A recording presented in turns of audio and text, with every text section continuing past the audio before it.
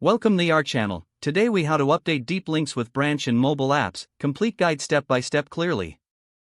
To update deep links with Branch in your mobile app, start by logging into your Branch dashboard. Navigate to the Links section from the main menu. Select the deep link you wish to update. Click on the link to view its details. Locate the Edit option, usually found at the top right corner of the Details page. Modify the destination URL to reflect the new location. If necessary, update any associated metadata like titles and descriptions. Check any other configurations, such as redirect behavior or short link settings. Once you have made all the required changes, click on the Save button. Confirm the updates by reviewing the link details once again. To ensure everything is working correctly, test the updated deep link in your app. Open your mobile app and trigger the deep link to make sure it directs to the new destination. Monitor the performance of the updated deep link via the dashboard's Analytics section.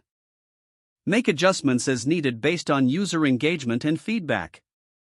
Regularly review and update your deep links to keep them relevant and functional.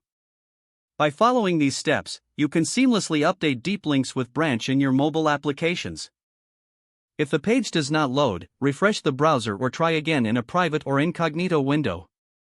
Make sure you are using the correct email address, then retype it carefully to avoid small typos.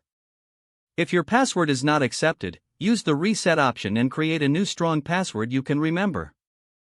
Check your spam folder for verification or security emails, then complete any requested confirmation steps.